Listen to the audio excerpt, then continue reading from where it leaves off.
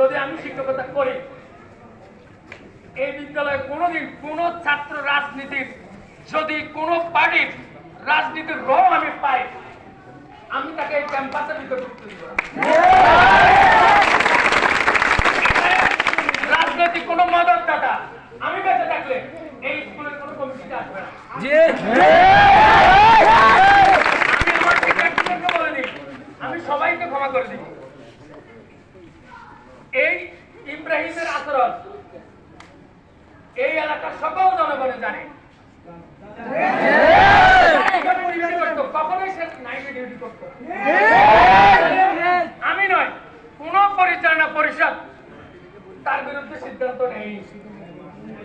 আমার দুইজন সভাপতি আমিনুল হক মেম্বার, বীর মুক্তিযোদ্ধা, এবং আলহাজ আব্দুল মালিক সর্দার, ওনারা আমার পাশে আছে। উনিও বিগত কমিটির সভাপতি ছিলেন, ওনারাও ব্যবস্থা নেয়নি। আমার বিদ্যালয়ের সভাপতি আমাদের বাগানবাজার ইউনিয়নের সাবেক চেয়ারম্যান মুস্তফা আলী মহোদয়ের ছেলে সাইফ আলী সভাপতি ছিল, সেও ব্যবস্থা নেয়নি। আমাদের এই বিদ্যালয়ের সভাপতি আমার প্রাক্তন ছাত্র, বাগানবাজার ইউনিয়ন পরিষদের বর্তমান চেয়ারম্যান জনাব সাদাত হোসেন সাজু, ওনার ছোট ভাই সেই বিদ্যালয়ের সভাপতি ছিল, সেও ব্যবস্থা নেয়নি। এই স্কুলে যতগুলো প্রাক্তন ছাত্রছাত্রী আছে এবং বর্তমান ছাত্রছাত্রী যারা আছে, সবার তার বিষয়ে অভিযোগ আছে, সবাই তার বিরুদ্ধে বিষয়ে অভিযোগ আছে। আর গতকালকেও সে অ্যাসেম্বলিতে দাঁড়িয়ে শিক্ষার্থীদের সাথে খারাপ আচরণ করেছে, সঠিক? আজকে সে 2 তলা স্টাফ কাউন্সিলে গিয়ে শিক্ষকদেরকে বলেছে আপনারা ক্লাসে যান না কেন, তাদের সাথে খারাপ ব্যবহার করেছে শিক্ষকদেরকে। আজকে সে সরকার পরিবর্তন হওয়ার পর সে তার বাবার উপর আঘাত করছে, সঠিক? এবং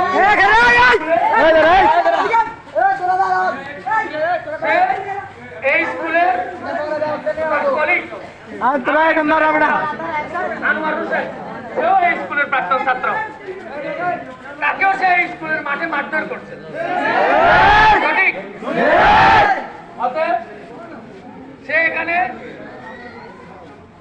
একটা রাজনৈতিক দুর্বৃত্ত। সে আমার কথা আপনারা নোট করবেন, সে যখন এখানে জাতীয় নির্বাচন হয়েছে, জাতীয় নির্বাচনের পরের দিন সে আমাকে বলছে আপনি শহীদ আলীর ভোট করছেন, অর্থাৎ সে নব্বা। এখানে যখন প্রথম উপজেলা নির্বাচন হয়েছে, শহীদ ভাই উপজেলা চেয়ারম্যান হয়েছে, সে আমাকে বলছে আপনি নৌকার নির্বাচন করেছেন। সে এখানে উপজেলা নির্বাচন হয়েছে, সে নাসিমউদ্দিন মৌরি, আলহাজ নাসিমউদ্দিন মৌরি, আওয়ামী লীগের সাধারণ সম্পাদক, উনার নির্বাচন করেছে। পরের দিন বলল যে আপনি ভোট করেছেন। আমার কোনো শিক্ষার্থীরা বাইরে যাবে না,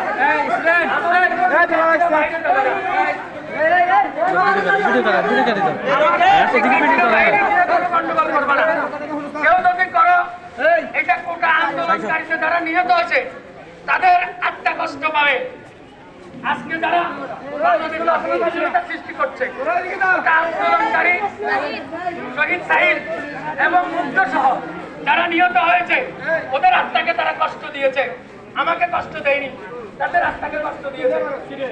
তো আপনারা এই বিষয়ে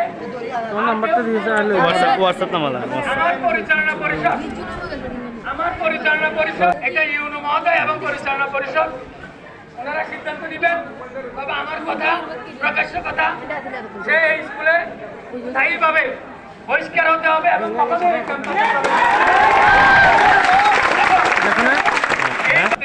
বিশৃঙ্খলা হবে না। প্রাক্তন ছাত্রছাত্রী আমার কোনো ক্ষোভ নেই, যারা অপরাধ করে না, কোনো অপরাধী ব্যক্তিকে বদ্ধ দেওয়া যায় না, এটা কোরআন হাদিসেও নেই। যে অপরাধ কোনো ব্যক্তিকে বদুয়া দেওয়া, তাই না? তোমাদের কোনো অপরাধ নেই, তোমাদের কাছে আমি অনেক কৃতজ্ঞ, সারা জীবন কৃতজ্ঞ থাকবো। এটা আমি আমার বক্তব্য বলে দিচ্ছি, এখানে কোনো দলীয় দিতে হবে না, ঠিক আছে? আমাদের এখানে বাংলাদেশ সেনাবাহিনীর গর্বিত সদস্য তিনি এসেছেন। বাংলাদেশ সেনাবাহিনী আমাদের আস্থার প্রতীক। আমরা ওনারা এখানে যে ব্যবহার করেছেন, পরিশ্রম করছেন, শান্তি শৃঙ্খলার জন্য ওনারা যে সহযোগিতা করেছেন, আমরা আমাদের গর্বিত সন্তান বাংলাদেশ সেনাবাহিনীকে অভিনন্দন জানাচ্ছি, মোবারকবাদ জানাচ্ছি। এবং সাথে সাথে আমি ছাত্র জনতা, শিক্ষক শিক্ষার্থী, এলাকাবাসী সবাইকে আহ্বান করব, আমরা এই এলাকার এই প্রতিষ্ঠানকে সকলকে ধন্যবাদ।